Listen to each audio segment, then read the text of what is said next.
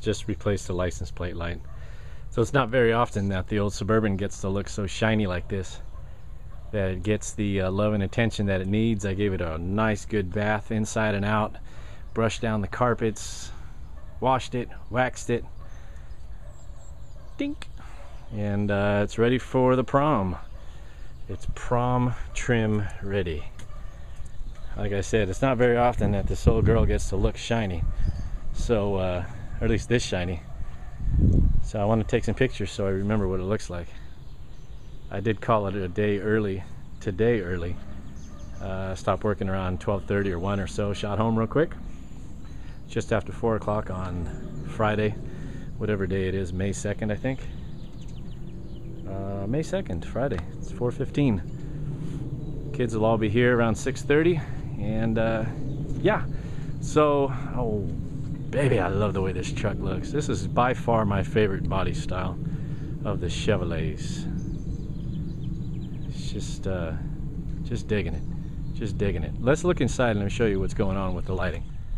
So you can hop into the middle seat. Can't call it a back seat, it's a middle seat. The seat's all brushed down. This little quarter seat here, the third seat, I guess it's considered a third seat, whatever. I kick that little jump seat forward and we get a couple kids in the back. Let's see if this will light balance. Got the red and white rope lights.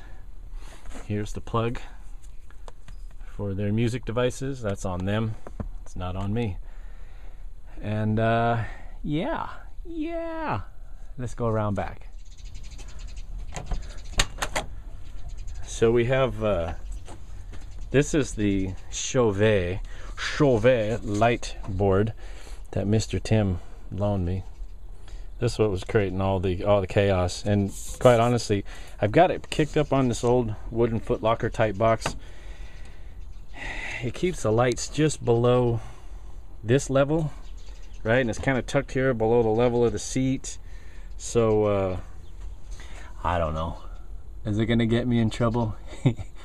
Yeah, probably, but we'll see. It's not really directly shining at anybody. It's kind of kicked up. You'll see it's kicked up towards the ceiling, so it lights up the ceiling. I don't know how well that video didn't show how well it actually looks. It's very cool in person, but you know, low light. You come around to the front seat, and these are my controllers in the front seat. This is just a regular light dimmer for a lamp. I don't know if you remember last year I built one out of a 2-gang box. I put a regular household dimmer because I'm running everything off 110.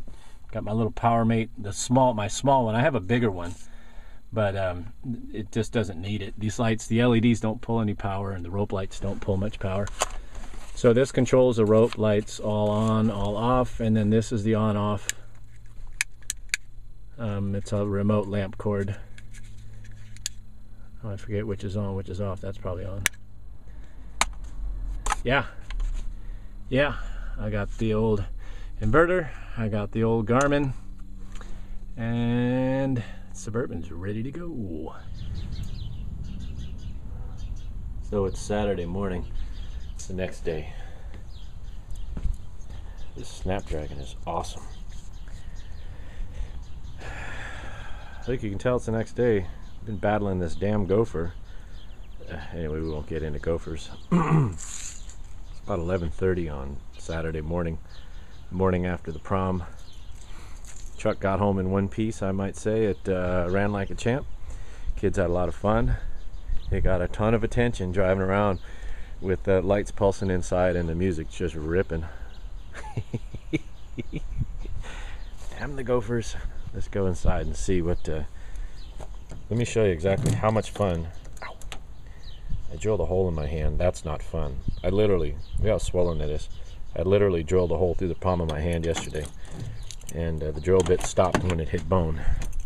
Oh, look at that. We had ourselves a little cheeseburger picnic last night. I don't know if you guys have ever had In-N-Out Burger before, but it's pretty grubbing, especially when it's like 1 o'clock in the morning and you're stuffing your face full of fresh, hot French fries and cheeseburgers. Fold the seat down. Everybody sit in the middle, picnic style. Be able to listen to your music. Truck actually made it pretty clean. Pretty clean. Two things went wrong. well, I don't know about wrong. Two things happened. Let me show you how much fun we had. This is a Coleman 400 watt power inverter. Like I said, I was using this little guy because I thought it would be fine. And it did. It powered everything. But towards the end of the night, we were having power issues that the power cord wasn't staying in. The SIG lighter wasn't staying in this. I have a triple power port that's hot all the time. And I kept losing power to the lights. This is towards the end of the night. Now this thing's been ripping for several hours, and yeah.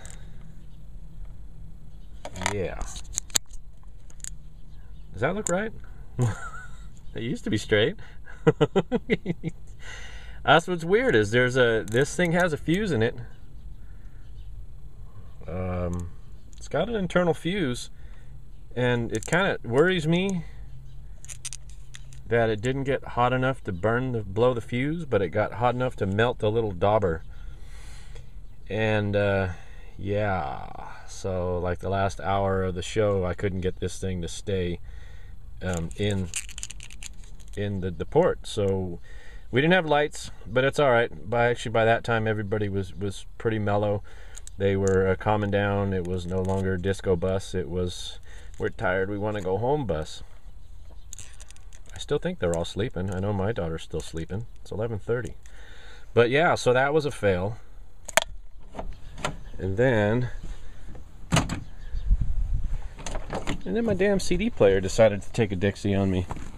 I got it right. Oh, look at that. I told him I would clean up. I told him don't even trip. My Sony decided to take a Dixie. And if you remember, this is what I adapted in. This is the audio out cable for this, right? You've got the umbilical that goes for the Sony, and then here's the audio out. There's audio out from here, and then these plug in anyway. And what I would do is I would take the head, the radio head, and set it to CD, and trick the CD head into thinking that it had a CD playing in here, but I would intercept the audio out with this to a cable that has a plug on it, right? And then you plug this into your iPod or your Nano or whatever you're using, or my iPad, and you get your tunes. But this thing decided to take a crapper. So we did spend the end of the night just listening to radio, which was okay, because like I said, pretty much as soon as you stuff a bunch of hot burgers and fries into these kids' guts, they all got a little sleepy, and it was night time. But you know, I got about I think I bought this CD changer brand new in 94 or 95, shortly after I bought this truck, and so I think I got my money's worth out of it. It's time for an upgrade. You see, I got a little frustrated with it last night, and I tried to beat it into submission. I don't know how well that dent's showing up, but yeah, anger management, right? Oh yeah, I did have to bring a step stool.